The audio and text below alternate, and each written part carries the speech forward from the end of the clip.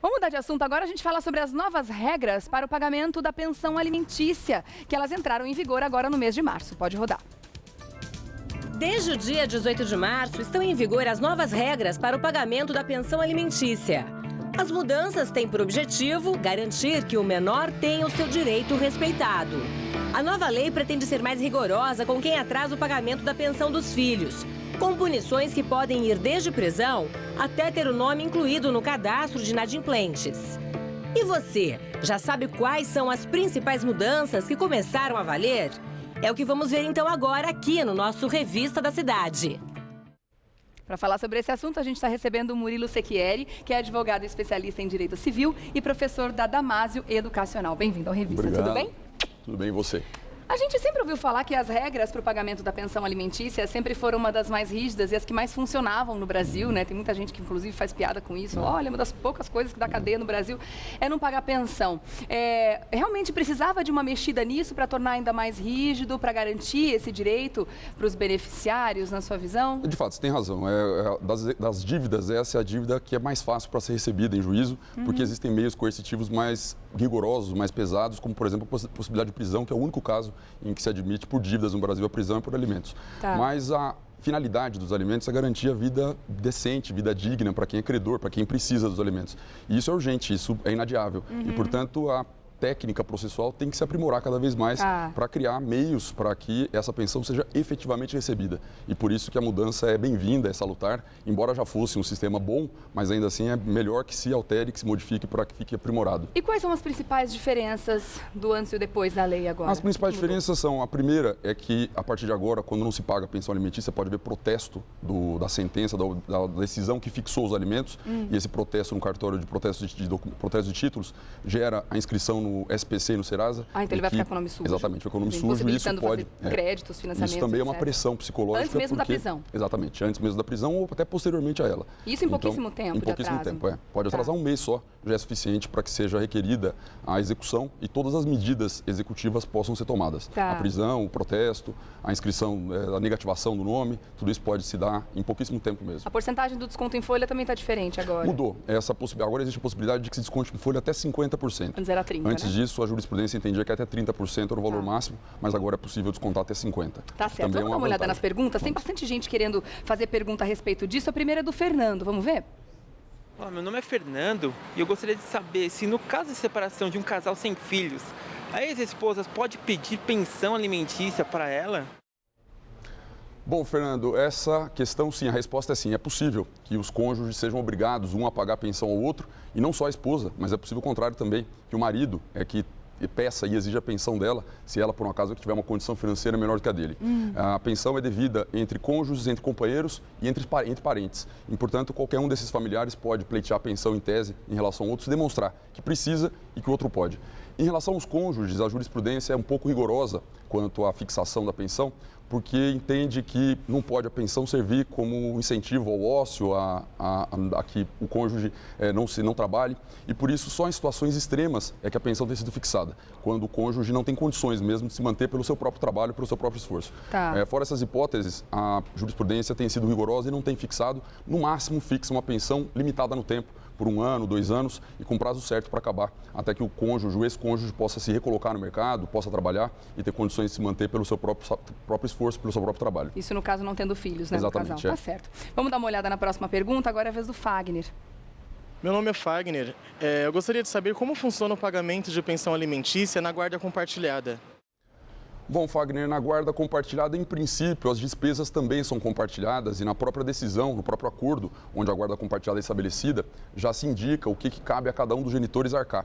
Então, é provável e é muito comum que o pai, por exemplo, arque com as despesas de mensalidade escolar, plano de saúde, e a mãe possa arcar com as despesas do supermercado, vestuário e outras despesas, mas nada impede que aquele genitor que fique mais tempo com o filho, a guarda compartilhada não implica obrigatoriamente numa divisão igualitária de tempo de convivência, de tempo de de proximidade dos filhos.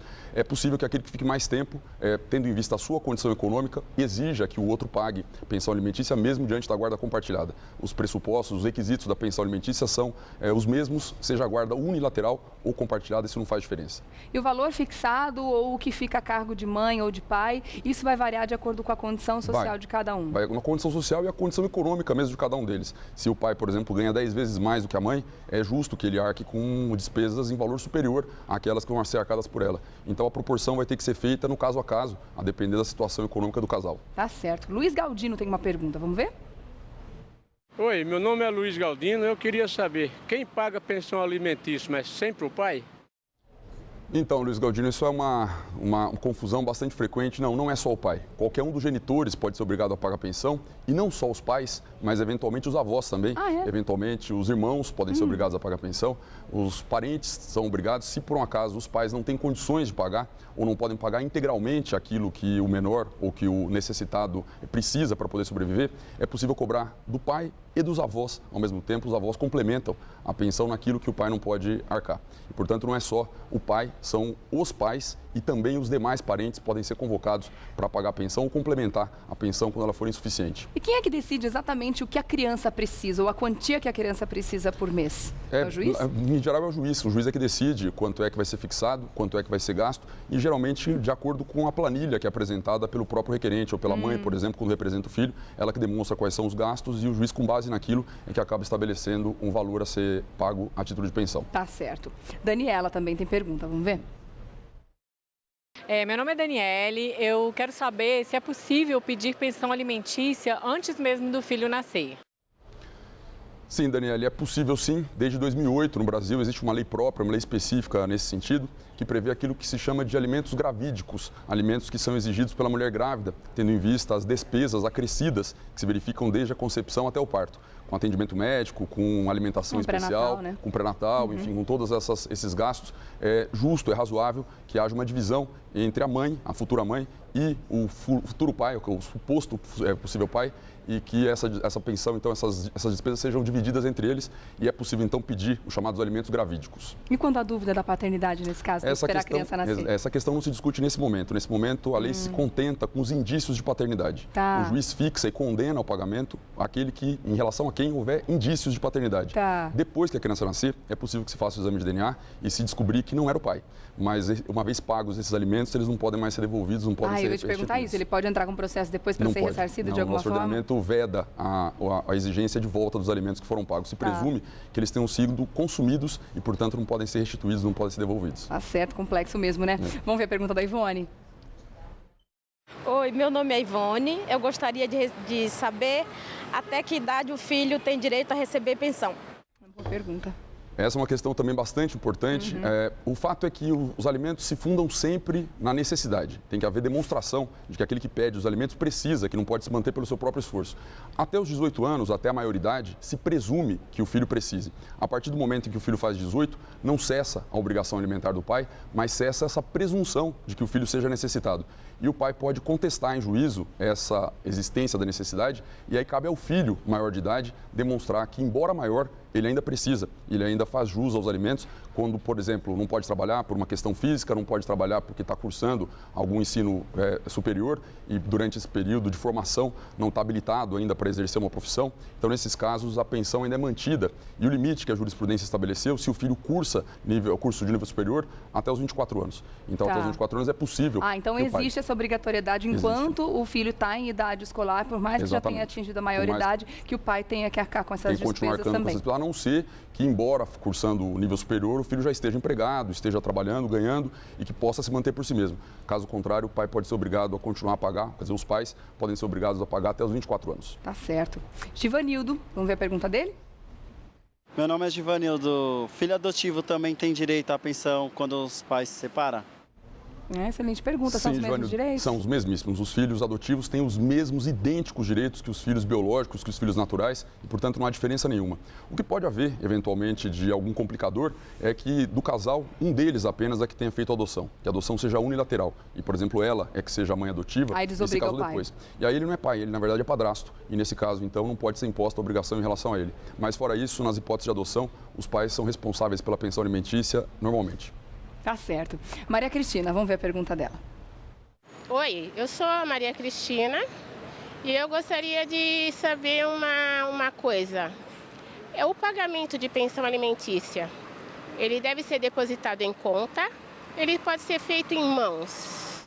Tem alguma obrigatoriedade? Não existe. Não existe nenhuma ordem preferencial. Isso tudo vai depender do que ficar estabelecido num acordo ou, eventualmente, na sentença judicial que impuser a obrigação de alimentos. Mas é recomendável que seja feito através de depósito em conta por conta da facilidade de comprovação de que o pagamento foi feito através do comprovante do depósito. Mas nada impede que o pagamento seja feito em mãos, mas o devedor de alimentos, aquele que paga, deve exigir de quem recebe um recibo para comprovar que esses alimentos foram pagos, se eventualmente houver uma dúvida a esse respeito. Tá. Então, a gente tem, falando com relação a essas mudanças aqui, ficou só faltando a gente comentar com relação à prisão. Mudou alguma coisa, o prazo para pedir a prisão do não pagador? Não, continua a mesma coisa. As regras são idênticas ao sistema anterior em relação à prisão. É possível que com um mês de atraso se peça já o início da execução. É um mês de atraso da pensão, já se pode pedir o início da execução. E se não houver pagamento em 3 dias e nem uma apresentação de uma justificativa plausível, o juiz decreta a prisão, que pode durar de 1 até 3 meses para forçar o pai a que realize o pagamento. Em relação a esse ponto, não houve mudança nenhuma. Essas novas regras já estão valendo desde o dia 18 de março, é isso? Já estão valendo desde o dia 18, sim. Todo mundo abrindo o olho, então, hein, gente? Deixa eu agradecer o doutor Murilo Secchieri, que é advogado especialista em Direito Civil e professor da Damásio Educacional, pela presença aqui e pelos esclarecimentos que ele ajudou a gente a saber um pouco mais hoje. Obrigada pela presença, viu? Até uma próxima. Até a próxima.